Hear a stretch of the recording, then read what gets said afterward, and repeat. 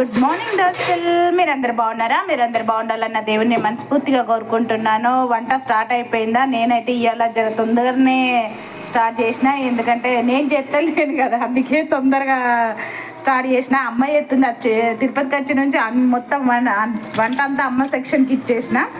ఇవాళ అయితే ఏం వంట అంటే రెండు చూపిస్తాను చూడురి. ఇది తెలంగాణ స్టైల్ వేయించిన పప్పు, పెసరపప్పు టమాటా. వేయించిన పెసరపప్పు టమాటా అంటే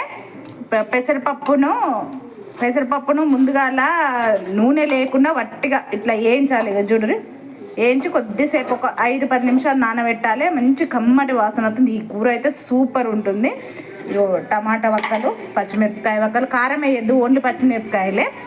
ఇయో దీంట్లోకి స్పెషల్ ఎల్లిగడ్డ జీలకర్ర దంచి పెట్టుకోవాలి. ఉల్లిగడ్డ వక్కలు, కల్లేమాకు. ఇగో గిన్నె పెట్టి ఆల్రెడీ ఆవాలు వేసేసింది. ముందుగా జీలకర్ర అయితే కాకపోతే ఆవాలు వేయాలి. ఆవాలకి 7 పొరలు ఉంటాయి. ఆవాలు మొదలు వేయాలి. ఓ చెప్పు. వేగండి, చిట్టపట్ట అనాలి. పెద్దగా పెట్టే. జీలకర్ర, ఇప్పుడు ఎల్లిగడ్డ జీలకర్ర దంచిన ముద్ద. బాగా మంచి వాసన వస్తుంది. ఇవి గోలినాక పచ్చిమిరపకాయల, ఇది మంచిగా గోలిన తర్వాత పచ్చిమిరపకాయలు వేద్దాం. ఇప్పుడు పచ్చిమిరపకాయలు కొంచెం దూరం ఉండే ఎరి చుట్టుతున్నాయి. ఇవి మంచిగా ఫ్రై అయిన తర్వాత ఉల్లిగడ్డ వక్కలు. ఇప్పుడు ఉల్లిగడ్డ వక్కలు తీయగాదా బాగా వేసినావు. ఇది మంచిగా ఫ్రై కావాలి. కొంచెం నీదికెళ్ళి కొద్దిగా ఉప్పు, మాలేసుకెత్తున్నావు ఉప్పు అయితే అమ్మ. మంచిగా ఫ్రై అయిన తర్వాత పెసరపప్పు వేసేయడమే. అబ్బా, ఈ పోతుంటే ఎంత కమ్మగా వాసన వస్తుంది, కమ్మగా వాసన వస్తుంది.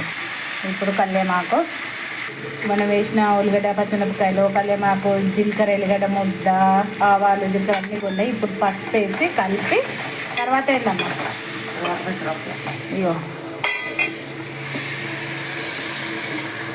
ఇప్పుడు వేయించి నానబెట్టుకున్న పెసరపప్పు వేసి కలిపి మనం వేసిన పోసు అంతా దీనికి పట్టాలి.